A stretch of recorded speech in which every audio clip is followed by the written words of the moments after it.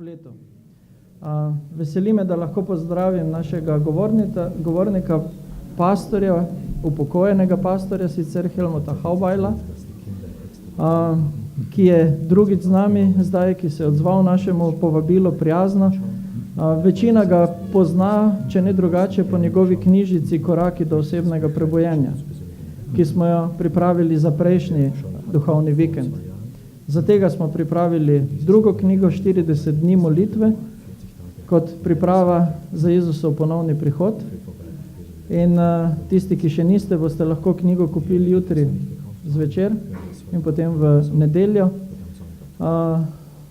Nekateri pa verjamem, da ste jo že in boste jo že lahko brali, seveda, do takrat.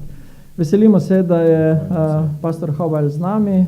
Hvala tudi Mihu, ki ga je pripeljal, in seveda njegovi družini. In verjamem, da so pred nami res blagoslovljeni trenutki proučevanja Božje besede, posvetitve Bogu, želi, da nas oblikuje, kot lončar oblikuje glino in iz nas naredi tisto, kar želi narediti. Tako da predajam besedo. Ich freue mich, wieder in eurer Mitte zu sein. Veselim se, da sem lahko spet v vaši sredi.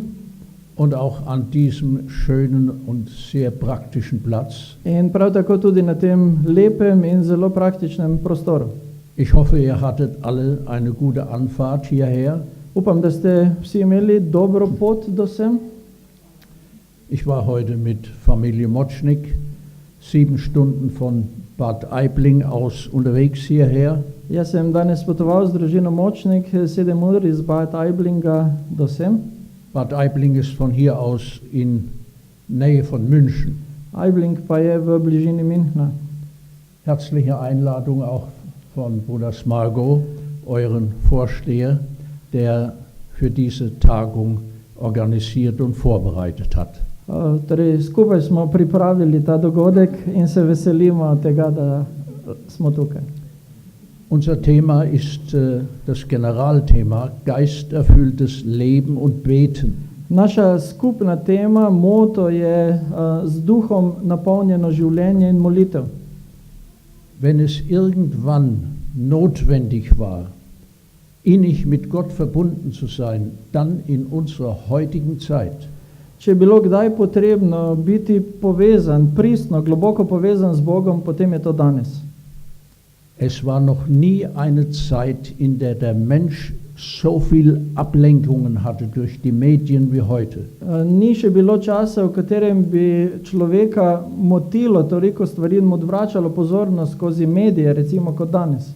Die kleinen Kinder gehen schon damit um. Že majhni otroci se soočajo s tem. Ja, wir brauchen die innige Verbindung zu Jesus. Zato potrebujemo to notranjo povezavo z Jezusom. Und wir brauchen heute Erfahrungen mit ihm, um in der kommenden Zeit bestehen zu können. In prav tako danes potrebujemo tudi izkušnje z njim, zato da bomo lahko obstali v času, ki prihaja. In Deutschland ist ein Buch herausgekommen V Nemčiji je šla knjiga von Roger Morneau. Rogerja Morneauja, Dieser Mann war in einer Satanskirche človeka, ki je bil v Satanovi cerkvi und Gott hat ihn da herausgeholt. in ga je Bog potegnil iz nje. Er wurde ein gläubiger 7-Tags-Adventist. Bil je veren adventist 7. dne. Er berichtet, dass Satan und seine obersten Berater vor Jahren beschlossen haben, die 7-Tags-Adventisten in lauter Splittergruppen zu zerlegen. In on piše o tem, poznavajoč seveda situacijo, kako so se Satan, njegovi glavni svetovalci, že leta nazaj odločili razdeliti adventiste v majhne skupine. Und dass Satan nichts auf dieser Erde so hasst wie die 7-Tags-Adventisten. In da ničesar na tej zemlji ne sovraži bolj kot adventistom. Wir wollen daran denken, wir leben in einer besonderen Zeit, wir brauchen die innige Beziehung zu Jesus. In o tem želimo razmišljati, to imeti v mislih, ker živimo v posebnem času in potrebujemo to notranjo povezavo z Jezusom. Wir brauchen die Kraft des Heiligen Geistes in unserem Leben. Potrebujemo moč Svetega Duha v svojem življenju. Und Gott will uns dadurch ein glückliches, erfülltes Leben schenken. In Bog nam bo na ta način podelil srečno in izpolnjeno, polno življenje. Heute Abend ist unser Thema attraktiver Glaube durch Jesus. Nocoj bomo govorili o temi z naslovom Privlačna vera po Jezusu. Wisst ihr, wodurch ich auf dieses Thema gekommen bin?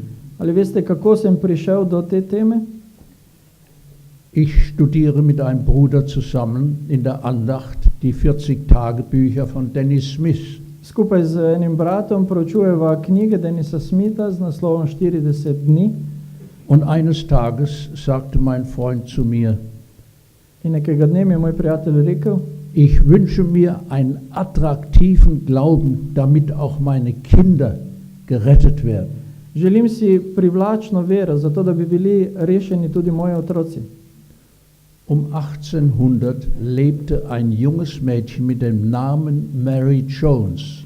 Okrog leta 1800 je živela neko mlado dekle z imenom Mary Jones. Sie lebte in Wales V Walesu je živela und sie hatte als Kind schon eine große Liebe zur Bibel. in kot otrok je imela veliko ljubezen do Svetega pisma.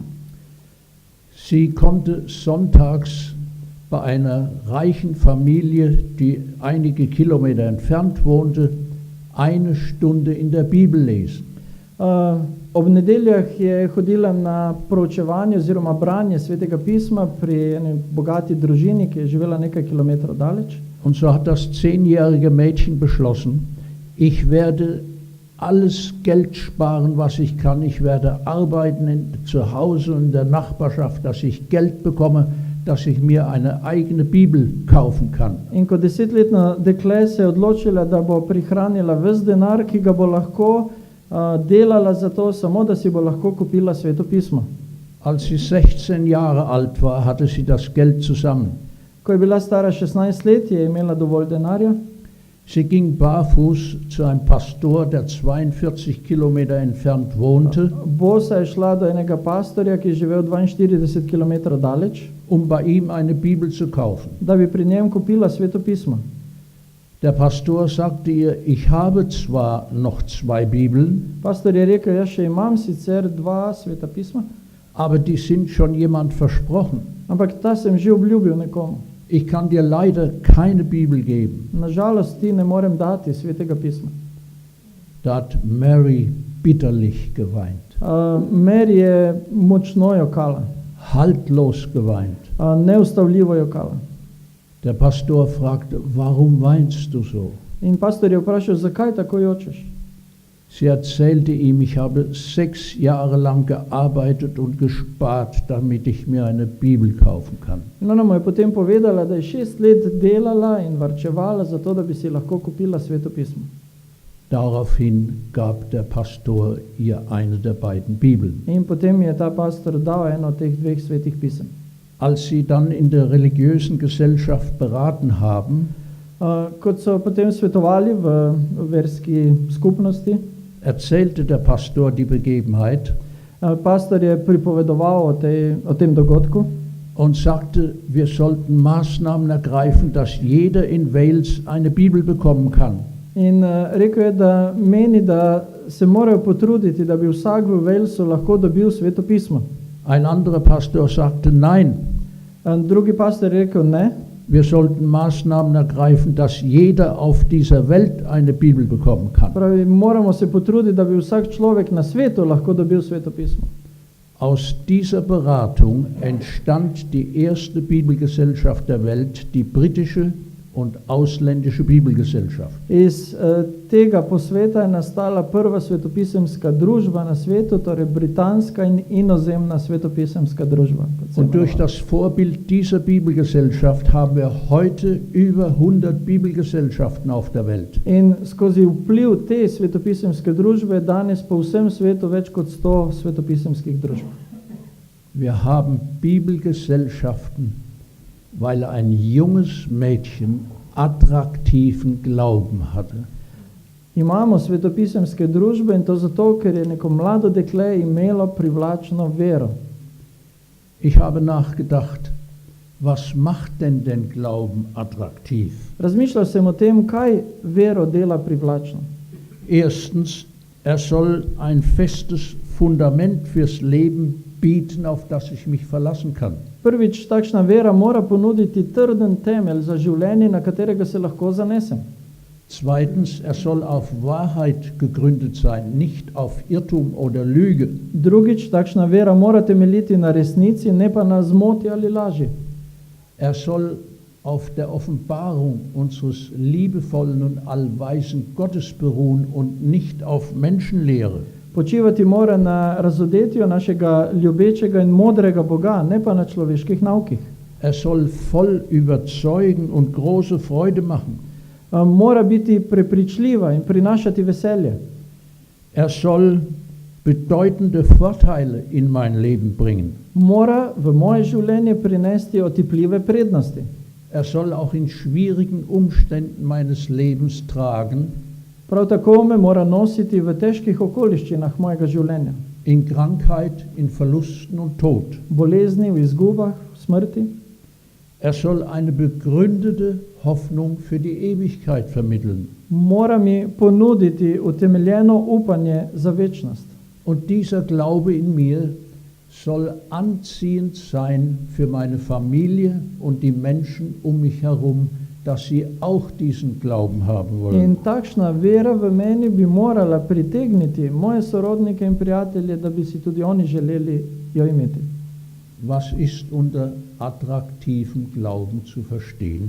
Kaj torej razumemo pod privlačno vero? Die Wörterbücher erklären attraktiv wie folgt. Slovarji pojasnjujejo besedo privlačen na naslednji način. Anziehend, Nekaj, kar priteguje, gewinnend, pridobiva, faszinierend, osupne, begehrenswert. nekaj, kar je zaželeno. Wer wünscht sich nicht einen solchen Glauben? Kdo si ne želi takšne vere? Was ist das für ein Glaube? Kakšna vera je ta? Der attraktive Glaube Privlačna vera ist das geistliche Christsein je kristjan, duhovni kristjan, mit Jesus Christus durch den Heiligen Geist in meinem Herzen. v katerem Jezus prebiva po Svetem Duhu v mojem srcu. Merkt euch folgende Bibelstelle. Zapomnite si naslednje svetopisemsko besedilo. Epheser 3, Verse 16, 17 und den letzten Teil von Vers 19. Efežanom 3, vrste 16, 17 in zadnji del 19. vrstice. Dass Gott uns Kraft gibt, am inwendigen Menschen nach dem Reichtum seiner Herrlichkeit durch seinen Geist Naj vam da po bogatstvu svojega veličastva, da se po njegovem duhu močno utrdite v notranjem človeku. dass Christus durch den Glauben in meinem Herzen wohnt, Da Kristus prebiva po veri v vaših srcih, dass ich in der Liebe Gottes eingewurzelt und gegründet werde, da bo tako ukoreninjen in utemeljen v ljubezni, dass ich mit allen Heiligen die Breite, die Länge, die Höhe und die Tiefe der Liebe Gottes erkenne, skupaj z vsemi svetimi lahko doumel, kolikšna je širokost in dolgost in visočina in globočina Božje ljubezni, damit ihr erfüllt werdet mit aller Gottesfülle. da bi se izpolnili do vse Božje polnosti. Das ist attraktiver Glaube. To je privlačna vera. Jesus sagt, ich bin der Weg und die Wahrheit und das Leben. Jezus pravi, jaz sem pot, resnica in življenje. Niemand kommt zum Vater außer durch mich. Nihče ne pride k očetu razen po meni. Jesus ist mein Weg zum Vater. Jezus je moja pot do očeta, Er ist der Führer in der Wahrheit on je tisti, ki me vodi v resnico und er ist das Leben. in on je življenje. Das bedeutet höchste Lebensqualität. In to pomeni najvišjo možno življenjsko kakovost. Wie beschreibt Jesus den attraktiven Glauben? Kako Jezus opisuje privlačno vero? In Johannes 10, Vers 10 sagt er, ich bin gekommen, dass sie das Leben haben und es in Fülle haben. Janez 10:10 pravi, jaz sem prišel, da bi imeli življenje in ga imeli v polnosti. In Epheser 3, Vers 19 haben wir gerade gehört, damit ihr erfüllt werdet mit aller Gottes Fülle. V Efežanom 3:19 smo malo prej brali, da bi bili izpolnjeni do vse Božje polnosti. Kolosser 2, Vers 9 und 10. Kološanom 2, 9 in 10. In Jesus wohnt die ganze Fülle der Gottheit leibhaftig. Kajti v njem, v Jezusu, telesno biva vsa polnost božanstva. Und ihr habt diese Fülle in ihm. In v njem imate svojo polnost tudi vi. Es ist der Gipfel des Erreichbaren, dieses Leben in Fülle hier auf dieser Welt. To je ta vrh, ki ga lahko dosežemo, izpolnjeno življenje v Jezusu. Und dann nach der Wiederkunft Jesu in einer ganz neuen Dimension in Ewigkeit. In potem po njegovem drugem prihodu v povsem novi dimenziji v večnosti. In Johannes 4, Vers 14 sagt Jesus, V Evangeliju po Janezu 4:14 Jezus pravi, einen Brunnen des lebendigen Wassers, der ins ewige Leben quillt. da je studenec žive vode, ki teče v večno življenje. Gott hat in jeden Menschen eine Sehnsucht nach diesem Leben hineingelegt. Bog je vsakega človeka usadil to hrepenenje po življenju. Prediger 3,11, hat die Ewigkeit in unser Herz gelegt. Propovednik ali Predigar 3:11 pravi, da Bog sadil v naše srce večnost. Die meisten Menschen wissen das nicht, das ist ihr ständiges Streben nach Glück. Večina ljudi ne vedo, da je njihovo neprestano prizadevanje za srečo. Aber wer nicht die innige Beziehung zu Christus hat, hat ein Vakuum in seinem Herzen. Brez Jezusove navzočnosti, notranjega odnosa z njim, pravzaprav in vakuum, ki nastane v človeku. Und wird immer wieder mehr haben wollen und erreicht es nicht. In tak človek si bo vedno želel več in več, a nikoli tega ne bo dosegel. In Johannes 7, Vers 38 sagt Jesus, wer an mich glaubt, wie die Schrift sagt, V Janezu 7:38 Jezus pravi, kdor veruje vame, kakor pravi pismo, von des Leibe werden Ströme lebendigen Wassers fließen. iz njegovega osrčja bodo tekle reke žive vode. Der attraktive Glaube ist ein erfülltes Leben hier Privlačna vera je izpolnjeno življenje tukaj und noch viel größer in Ewigkeit. in še veliko večje v večnosti. Wo zeigt uns das Wort Gottes, dass mein Glaube attraktiv für andere ist? Kje nam Božja beseda kaže, da je naša vera privlačna za druge? Das zeigt uns Jesus deutlich in Johannes 17, seinem hohenpriesterlichen Gebet. Jezus nam to jasno pove v Evangeliju po Janezu v 17. poglavju v svoji velikoduhovniški molitvi. Und auch in einem Text in Johannes 13. In prav tako tudi v besedilu v Janezu 13. In Johannes 17, 20 bis 23 sagt er, V Janezu 17 od 20 do 23 Jezus pravi, bittet für sie zum Vater, dass sie alle eins seien. prosi za njih k očetu, da bi bili vsi eno. Eins wie der Vater und er. Eno kakor oče in Jezus. Dass auch sie in uns seien. Da bi bili tudi oni v naju. Damit die Welt glaube, da bo svet veroval, du hast mich gesandt. Da si me ti poslal. Ich habe ihnen gegeben die Herrlichkeit, die du mir gegeben hast. Jaz sem jim dal veličastvo, ki si ga dal meni. Dass sie in uns seien. Da bi bili eno. Ich in ihnen und du in mir. Kakor sva mi dva eno, jaz v njih in ti v meni. Und die Welt erkenne, dass du mich gesandt hast. Naj svet spozna, da si me ti poslal. Und liebst mich gleich wie du sie liebst. In da si jih ljubil, kakor si ljubil mene. Und Johannes 13, 34 und 35 wird uns gesagt. In Janez 13, 34 in 35 nam pravi, ein Neugebot gebe ich euch, dass ihr euch untereinander liebt, wie ich euch geliebt habe. Novo zapoved vam dam, da se ljubite med seboj, kakor sem vas jaz ljubil. damit auch ihr einander lieb habt. tako se tudi vi ljubite med seboj. Daran Potem wird jedermann erkennen, dass ihr meine Jünger seid. bodo vsi spoznali, da ste moji učenci.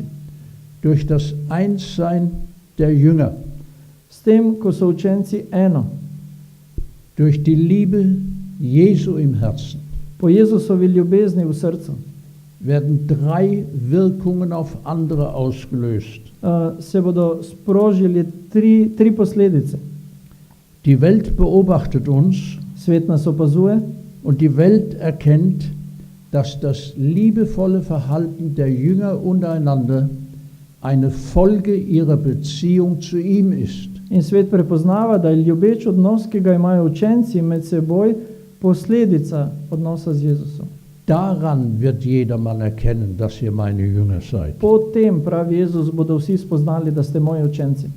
Zweitens, die Welt glaubt aufgrund des Einsseins der Jünger, dass Jesus der Gesandte Gottes ist, der von Gott gesandte Erlöser. Drugič, svet na podlagi edinosti med učenci veruje, da je Jezus tisti, ki ga je Bog poslal, Damit die Welt glaube, du habest mich gesandt. da bi svet veroval, da si me ti poslal.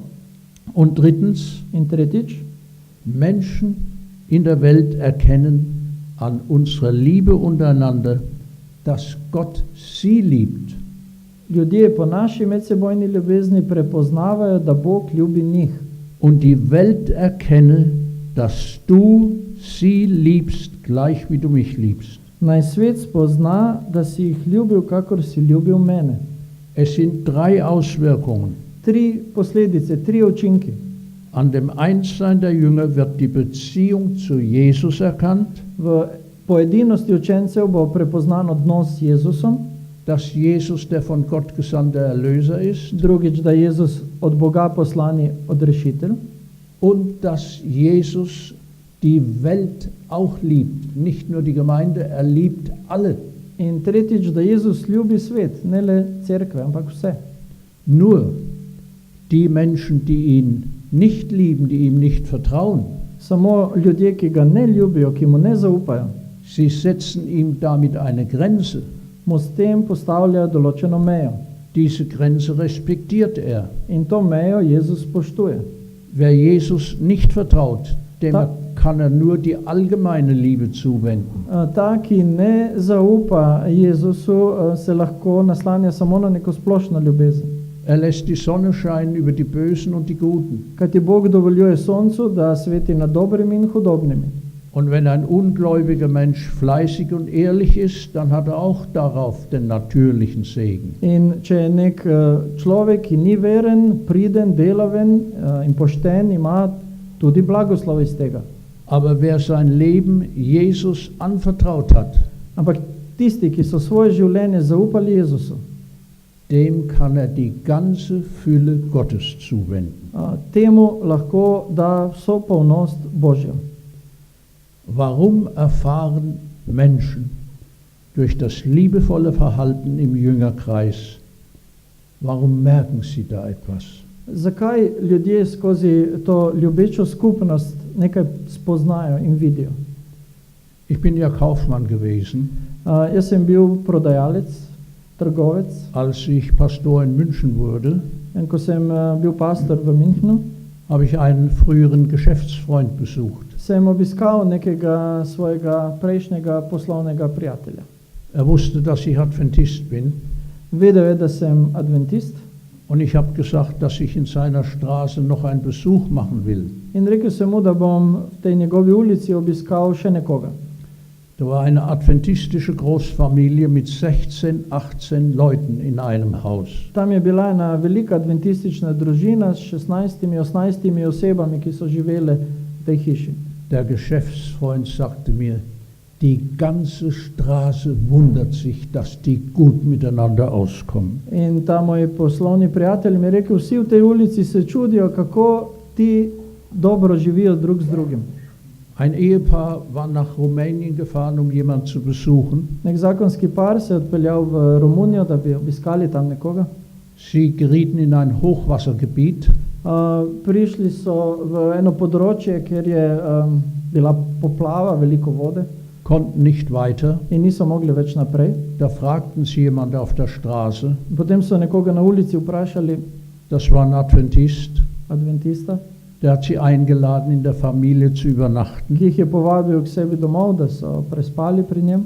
Und der Mann sagt Folgendes, er wurde auch getauft. In ta človek je potem, krstil se je kasneje, rekel tako. Es war in dieser Familie, dass ich den Entschluss fasste, mein Leben Christus zu übergeben und Adventist zu werden. V tej družini sem sprejel sklep, da svoje življenje dam Kristusu in da se krstim. Es war die Art und Weise, wie die Leute miteinander umgingen. Odločilen pri tem je bil način, kako so se ljudje vedli drug do drugega. Das harmonische Familienleben, Skladno družinsko življenje. der Friede, der hier herrschte, Mir, ki je vladal. der freundliche Umgangston, Prijaznost. die Familienandachten. Družinska bogoslužja.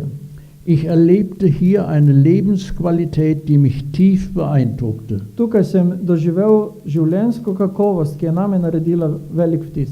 So etwas wollte ich auch haben. Nekaj takega si želim tudi jaz. Es gibt viel Unfrieden, Spannungen, nicht vergeben und anderes in fast jedem Haus. Veliko je nemirov, napetosti, neodpuščanja, skoraj da v vsaki hiši, v vsakem domu. Warum kann der attraktive Glaube nur aus dem Wort Gottes kommen?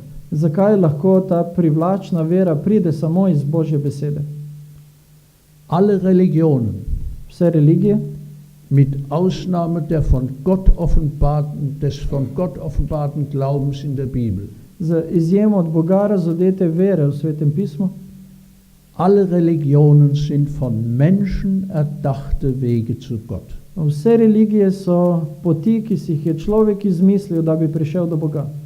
Die einzige Ausnahme, Edina izjema, das Wort Gottes hat Gott offenbart. edina izjema je Božja beseda, beseda, ki jo je Bog razodel. Im Vergleich der Religionen ist der biblische Glaube attraktiv, V primerjavi religije svetopisemska vera privlačna, aber in Wirklichkeit ist er der einzige attraktive Glaube. toda v resničnosti je to edina privlačna vera. Wir wollen noch mal kurz wiederholen, wodurch wir eins sein können.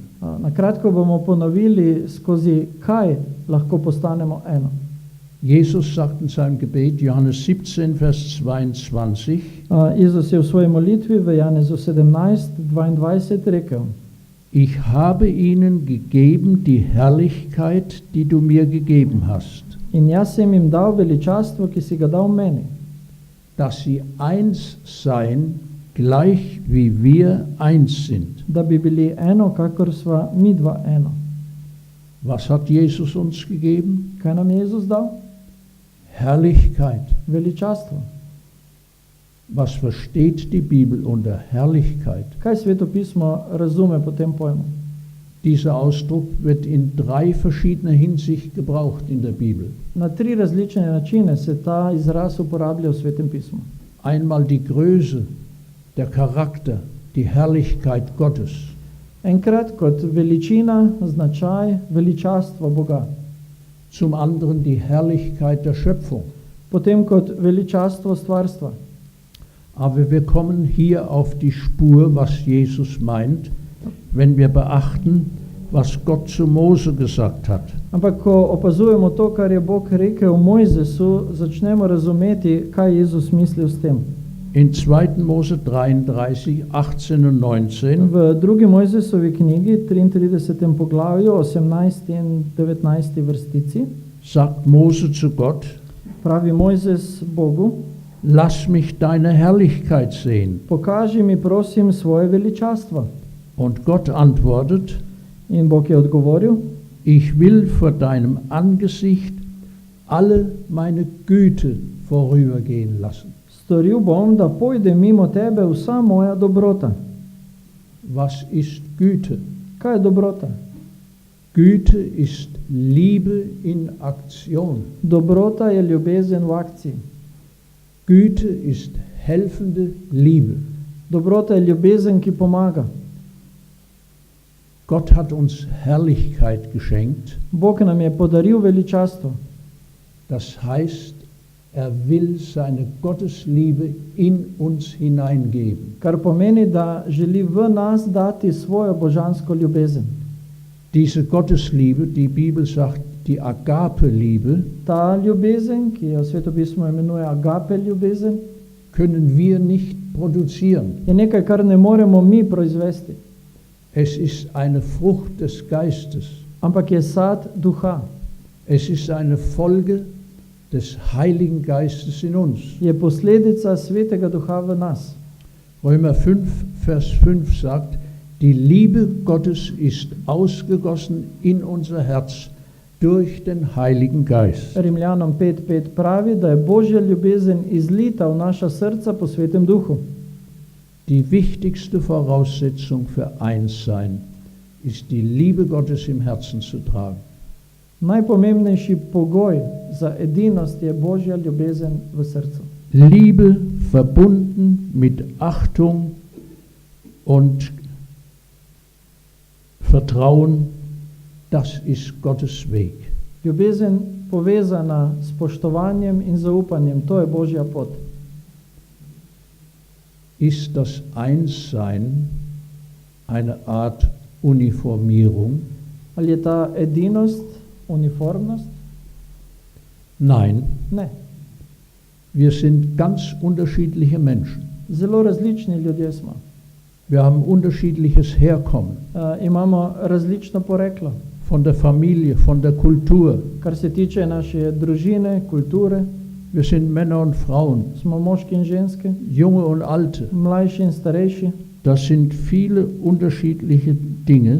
Veliko je različnih stvari.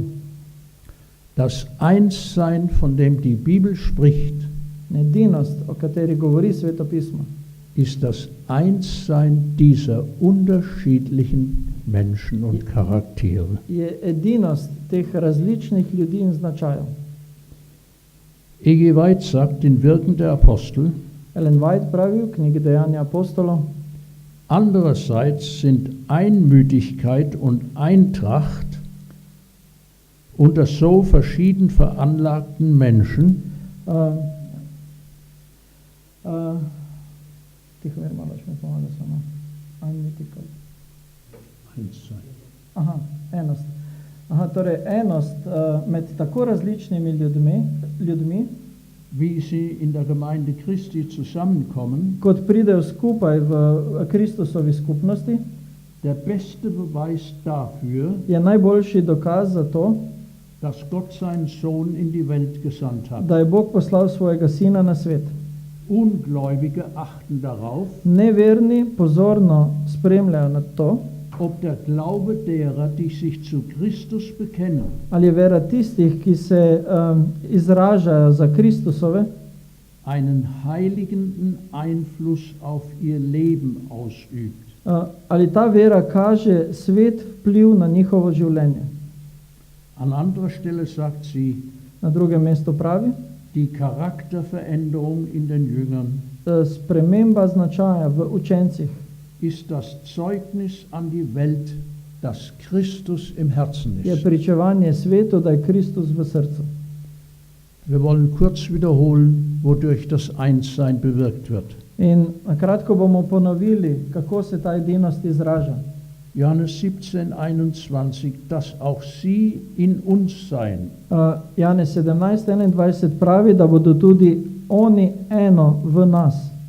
Johannes 17,23, ich in ihnen und du in mir. Janez 17:23, jaz v njih in ti v meni. Johannes 15,4, Janez 15:4, bleibt in mir und ich in euch. ostanite v meni in jaz v vas. Der Apostel Paulus sagt, Apostol Pavel pravi, Kolosser 1,27, Kološanom 1:27, Christus in euch, Kristus v vas, die Hoffnung der Herrlichkeit. upanje veličastva. In Galater 2,20, Galačanom 2:20, ich lebe, doch nun nicht ich, živim pa ne več jaz, sondern Christus lebt in mir. ampak Kristus živi v meni. Das Einssein wird möglich, wenn Christus in unserem Herzen ist, wenn wir im Heiligen Geist leben und die Liebe Gottes uns erfüllt. Edinost je možna, ko Kristus živi v nas in ko Sveti Duh deluje v nas in nas povezuje. Wie geht es vor, dass Christus in mir lebt? Kako Kristus živi v meni? Wir haben es gehört in Epheser 3, Vers 16, V Efežanom 3,16 smo slišali, dass Christus wohne durch den Glauben in euren Herzen da se Kristus naseli v vaših srcih po veri und ihr in der Liebe eingewurzelt und gegründet seid. in da smo v ljubezni ukoreninjeni in utemeljeni. Zur Zeit davor war noch das Wort, dass er euch Kraft gebe, stark zu werden durch seinen Geist. In predtem še piše, da se po njegovem duhu močno utrdite v notranjem človeku. Christus kann in uns nur durch den Heiligen Geist leben. Kristus lahko živi v nas edino po svetem duhu. Und hier möchte ich auf ein besonderes Bibelwort hinweisen. In tukaj bi rad opozoril na eno posebno svetopisemsko besedo. 2. Korinther 4, Vers 16. Drugo pismo Korinčanom, 4. poglavje, 16. vrstica. Dort steht, Tam piše, der innere Mensch da notranji človek wird erneuert von Tag zu Tag. se obnavlja iz dneva v dan. Geschwister, wir sind nicht jeden Morgen dieselben Leute. Dragi sestre in bratje, nismo mi vsako jutro isti ljudje. Wir stehen mal auf, haben Freude und Frische und Zuversicht. Včasih vstanemo in imamo veliko energije, svežine in gotovosti. Wir stehen mal auf und sind nur halb wach. In včasih, ko vstanemo, smo samo na pol budni. Der inwendige Mensch wird erneuert von Tag zu Tag. Notranji človek se bo obnavljal iz dneva v dan. Daher ist es auch so notwendig, jeden Tag, jeden Morgen die Beziehung zu Christus neu zu machen und neu zu pflegen. In zato je tako pomembno, da vsak dan, vsako jutro obnovimo naš odnos z Jezusom. Dein und mein in Christus sein ist die Voraussetzung für Einssein. Ta odnos z Jezusom je osnova za to, da bi bili eno. Welche Auswirkungen hat es auf mich, wenn Christus in meinem Herzen lebt? Kakšen učinek ima to name, ko Kristus živi v mojem srcu? Die Bibel berichtet uns 3 Bereiche. Svetopismo govori o 3 področjih. Erstens die Frucht des Geistes, Prvič, sad duha, zweitens die Gaben des Geistes drugič, darovi duha und drittens Zeugen Jesu. in tretjič, Jezusovo pričevanje. Die Frucht des Geistes, Sad duha, da werden in Galater 5, 22 v Galačanom, 5. poglavju, 22. vrstici, 9 verschiedene Eigenschaften aufgezählt. imamo 9 različnih lastnosti. Liebe, Freude, Friede, Geduld, Ljubezen, veselje, mir, potrpežljivost, Freundlichkeit, Gütigkeit, blagost, dobrotljivost, Glaube, Sanftmut, Reinheit. zvestoba, krotkost, samoobvladanje. Wie kann man da von einer Frucht reden? Kako lahko govorimo o sadu? Ich habe es verstanden, als ich folgende Erklärung gelesen To habe. sem razumel, ko sem prebral naslednje pojasnilo. Freude ist jubelnde Liebe. Veselje je ljubezen, ki se veseli, slavi. Friede ist ruhende Liebe. Mir je ljubezen, ki umirja. Geduld ist tragende Liebe. Potrpežljivost je ljubezen, ki nosi. Freundlichkeit ist leuchtende Liebe. Prijaznost ali blagost je ljubezen, ki razsvetljuje. Gütigkeit ist helfende Liebe. Dobrotljivost je ljubezen, ki pomaga. Glaube ist vertrauende Liebe. Zvestoba ali vera je ljubezen, ki zaupa. Sanftmut ist wehrlose Liebe. Krotkost je ljubezen, ki se ne bori, ki ni nasilna. Keuschheit ist reine Liebe. In samoobvladovanje je čista ljubezen. Merken wir hier, dass diese 9 Eigenschaften, die aufgezählt sind, Ali opazimo tukaj, da teh 9 lastnosti, ki so naštete, dass es alles besondere Facetten der Liebe Gottes sind. da so to vse različne nianse Božje ljubezni. Ich wiederhole, Ellen White sagte, Ponavljam, kar je rekla Ellen White, die Charakterveränderung ist das Zeugnis an die Welt, dass Christus im Herzen wohnt. sprememba značaja je pričevanje svetu, da je Kristus v srcu. Das Zweite, was Gott uns schenkt, wenn wir im Heiligen Geist leben, Drugo, kar nam Bog podarja, ko živi Sveti Duh v nas, sind die Gaben des Geistes. so darovi duha. Wir haben unterschiedliche Gaben. Imamo različne darove. Und dort, wo es von den Geistesgaben spricht, macht die Bibel den Vergleich mit dem Körper. In tam, kjer Biblija govori o darovih duha, primerja vse skupaj s telesom. Der Körper besteht aus den verschiedensten Organen Telo je sestavljeno iz različnih organov und die wirken zusammen, um dieses Leben zu gestalten. in vsi ti organi delujejo skupaj, da nam omogočajo življenje. Genauso will Gott, dass deine und seine und meine Gaben zusammenwirken, um die Gemeinde zu bauen. Ravno tako Bog želi, da tvoji, njegovi in moji darovi sodelujejo skupaj. Eine Frage: Vprašanje, Kann man geistliche Gaben haben ohne den Heiligen Geist? ali lahko imamo duhovne darove brez duha? Ich denke, wir stimmen alle zu, dass da keine geistlichen Gaben da sind. Mislim, da se strinjamo, da to niso darovi duha. Wir müssen vom Heiligen Geist erfüllt sein. Moramo biti polni Svetega Duha. Und drittens, In tretjič, durch den Heiligen Geist werden wir Zeugen Jesu. in po delovanju Svetega Duha bomo Jezusove priče. Jesus war 33 Jahre auf dieser Erde. Jezus je bil na tej zemlji 33 let.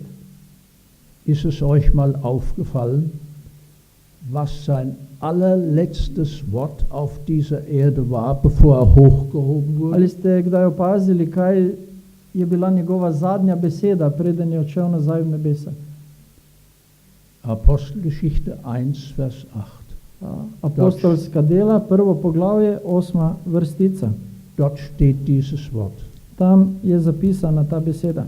Ihr werdet den Heiligen Geist empfangen In prejeli boste Svetega Duha und durch seine Kraft meine Zeugen sein. in po njegovi moči boste moje priče. Durch den Heiligen Geist in uns werden wir Zeugen Jesu. Po Svetem Duhu v nas bomo Jezusove priče. Das bedeutet, ohne Heiligen Geist sind wir nur menschliche Zeugen. To pomeni, da brez Svetega Duha smo samo človeške priče.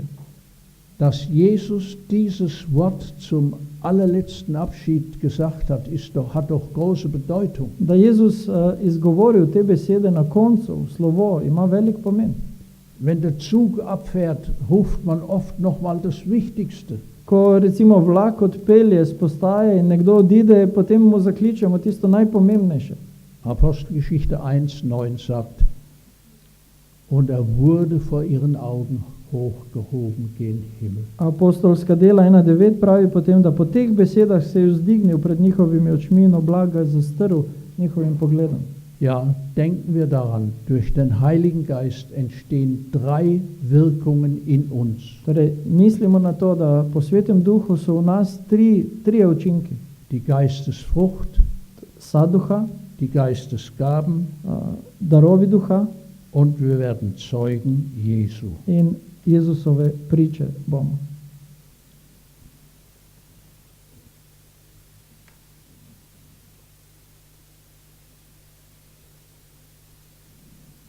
Wie wertvoll ist der attraktive Glaube? Koliko je vredna, privlačna vera? Geschwister, denken wir mal an die Märtyrer. Razmišljajmo za hip o mučencih. Viele von ihnen hätten sich befreien können, Mnogi med njimi bi se lahko rešili, wenn sie diesen Glauben abgesagt hätten. če bi se odpovedali svoji veri. Sie haben es nicht getan. Nič niso naredili. Gott ist ihnen allerdings auch beigestanden in ihrer Not. Bog jim je stal ob strani v njihovi potrebi. Die Märtyrer können nicht sagen, wie es vor sich gegangen ist. Ti mučenci niso mogli vsega pojasniti, kako se dogaja. Aber wir wissen vom Tod auf dem Scheiterhaufen Ampak vemo, da smrt na grmadi von Johannes Hus Husa, Jana Husa und von Hieronymus, in Jeronima, die päpstlichen Berichterstatter schreiben, da iz papeških zapisov, ki so obstajali, dass sie einen Lobgesang angestimmt haben. da so v tem času plameni komaj da preglasili njihov glas. Du kannst nicht singen, wenn du brennst. Ne moreš peti, ko goriš. Haltet mal den kleinen Finger ins Feuer, ob ihr das singt. Dajte mali prst, mezinec v ogenj, pa bomo videli, kako boste peli. Wir sehen, dass Gott den Märtyrern in ihrer Not auch beisteht. Pa vidimo, kako je Bog tem mučencem v njihovi stiski stal ob strani. Habt ihr von der Hugenottenfamilie Durand in Frankreich gehört? Ne vem, ali ste slišali o hugenotski družini Durand v Franciji? Der Vater war 14 Jahre im Gefängnis und wurde dann begnadigt. Oče je bil 14 let v zaporu in potem so ga pomilostili. Die Mutter ist im Gefängnis gestorben. Mama je umrla v zaporu. Der Sohn Pierre, der Prediger war, wurde hingerichtet. Zaprta v enem stolpu. Sie hätte jederzeit heraus können, wenn sie dem Glauben abgesagt V hätte. katerem koli trenutku bi lahko šla ven iz tega stolpa, če bi se odpovedala svoji veri. Merken wir, Zapazimo, wenn wir diesen attraktiven Glauben haben, ko imamo to atraktivno vero, der ist uns lieber wie unser eigenes Leben. potem je to ljubezen, ki je v nas, v našem življenju. Gott schenke Gnade, Bog nam naj podari milost, dass wir erkennen, da bomo spoznali, dass Gott uns viel mehr schenken will, wie viele von uns haben. da nam Bog želi podariti veliko več od tega, kar mnogi med nami imamo. Wir wollen morgen mehr darüber hören. In jutri bomo več slišali o tem. Gott schenke uns allen seine Gnade. Naj nam Bog vsem podeli svojo milost. Amen. Amen. Ja. Bevor wir beten, möchte ich noch ein kurzes Wort sagen. Preden bomo molili, bi rad povedal še besedo ali dve. Wir haben in Deutschland Folgendes festgestellt, V Nemčiji smo ugotovili naslednje, dass diese beiden Bücher zusammen da ti dve knjigi skupaj die größte Hilfe waren. predstavljata največjo pomoč. In Schritte zur persönlichen Erweckung V korakih do osebnega prebojenja sehen wir, wo wir geistlich stehen. vidimo, kje se duhovno nahajamo. Wir sehen die Liebe Gottes Vidimo Božjo ljubezen und seine Lösung für unser Grundproblem. in njegovo rešitev za našo temeljno težavo Und es wird praktisch gezeigt, in praktično spoznamo, wie wir den Heiligen Geist empfangen können. kako lahko prejmemo Svetega Duha. Und dieses Buch, das ihr jetzt hier in Empfang nehmen könnt, von Dennis Smith, In ta knjiga, ki jo lahko sedaj dobite tukaj, Denisa Smitha, viele haben das zu zweit 40 Tage studiert, mnogi so ti dve knjigi skupaj proučevali 40 dni, ihre Fragen und Erkenntnisse ausgetauscht, izmenjavali z nekom svoje misli, vprašanja in spoznanja, zusammen gebetet, skupaj molili und jeder hat auch für 5 andere Menschen gebetet, dass sie Gott finden. in vsak je molil še za 5 drugih oseb, da bi spoznali Boga. Und dadurch haben viele das Leben im Heiligen Geist stabilisiert In tako so mnogi prišli do tiste stabilnosti življenja v duhu. Es ist dauerhaft für sie geworden. In to je postalo nekaj trajnega za njih. Und mancher, der keine Morgenandacht gemacht hat, hat gelernt, Freude an der Morgenandacht zu haben und sie zu In pflegen. številni, ki niso prej prakticirali jutranjih proučevanj ali bogoslužij, so odkrili veselje, ki je v tem. Ich freue mich sehr, dass jetzt auch dieses Buch rauskommt. Vesel sem, da je išla ta knjiga tudi v vašem jeziku. Ich darf euch herzlich einladen, zu einem Gebet aufzustehen. Zato vas prisrčno vabim, da ostanemo k molitvi. Unser Vater im Himmel, wir sagen dir herzlichen Dank Naš nebeški Oče, želimo ti izraziti iskreno hvaležnost für deine große Liebe, za tvojo veliko ljubezen, für deine Weisheit za tvojo modrost und dass du aus Liebe und Weisheit die besten Ordnungen geschaffen hast. in da si po svoji ljubezni in modrosti vzpostavil najboljši možni red. Und dass ein Leben nach deinen Ordnungen In da je življenje skladno s tem tvojim vzpostavljenim redom. ein Leben der Freude und des Sieges ist. Življenje veselja in zmage. Wir danken dir, dass du deine Liebe in uns hineingeben willst. Hvala ti, ker želiš svojo ljubezen dati v nas. Wir danken dir, dass Christus durch den Glauben in unseren Herzen leben will Hvala ti, ker Jezus želi živeti po veri v naših srcih und dass du uns auf unsere tägliche Bitte den Heiligen Geist schenkst. in da nam podarjaš Svetega Duha vsak dan, skladno z našimi prošnjami. Sodass wir die größte Schwierigkeit, die wir in unserem Leben haben, Da lahko največjo težavo, ki jo imamo v svojem življenju, Heilung vom Egoismus erfahren. doživimo ozdravitev od egoizma. Vater im Himmel, wir bitten dich herzlich, Nebeški Oče, iskreno te prosimo, fördere in jedem von uns ein geisterfülltes Leben an diesem Sabbat. spodbudi vsakem od nas z duhom napolnjeno življenje v tej soboti. Hab Lob und Dank dafür. In naj ti bo za to vsa čast in hvala. Und jetzt bitten wir dich alle um eine gute Nacht. In prosimo te vsi za en dober nočni počitek. Lob und Dank. Hvala in slava ti. Amen. Amen.